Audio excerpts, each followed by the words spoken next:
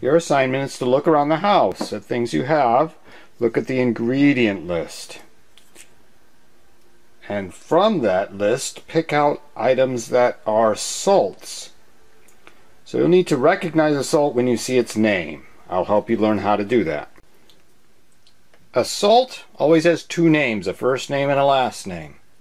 The first name will always be some kind of metal, and that metal will be a positive ion in the salt.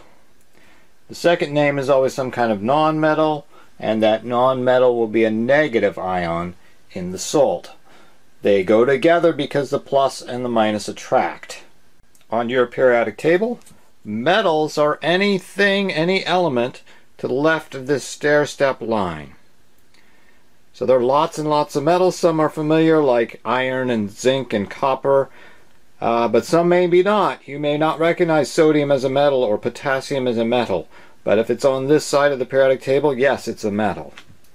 The other side is the non-metal side, and those, when they form negative ions, change their ending to IDE. For example, oxygen as an ion is oxide, sulfide, chloride. So look for IDE endings, and it may well be a salt. The back of your periodic table has additional ions. Any combination here is a salt. These are all positive ions. They're all metals. These are all non-metals across the top. Some have the IDE ending, fluoride, chloride, bromide. Some have the ATE ending, nitrate, sulfate, carbonate, phosphate. So, let's see if you can do this well. So this is a jar of Heinz pickles. On this list, I see cucumbers, that's not a salt.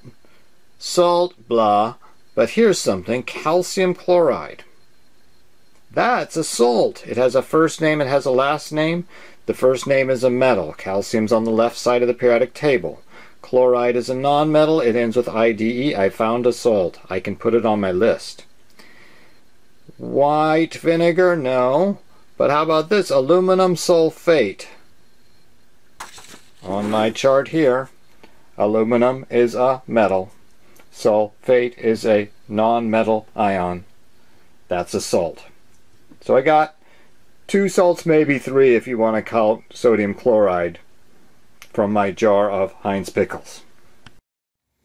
So here, you're going to make a document. It's going to be a list. Although this list is done on a computer, I expect you to do a handwritten list. But as it says, you're looking for salts of various kinds. So you can see I just found in the Heinz pickles calcium chloride. The formula is what's the ratio of the ions. So you can do this using your periodic table. It would tell you on the periodic table that calcium is a +2 ion. I'm writing it as a circle.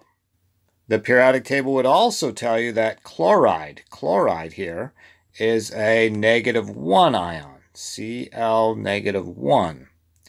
You should know from your work with the Legos that that means you would need a second chloride ion to complete the valence. And this picture is written using the symbolic language of chemistry.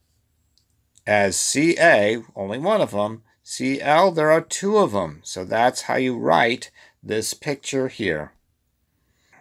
I'm hoping you can see that you're going to make a list by looking around the house. I'm hoping you can make a list that you are proud of. Demonstrates learning and effort. If you only have 2 things, that's not showing much effort or learning. Try to figure out from their name, what is their formula. You look at the periodic table, and then you can turn this in by Friday. And if I say it does demonstrate learning and effort, then you'll have a green dot. There are 2 ways to learn the charges of the ions. One is to use this side of the periodic table.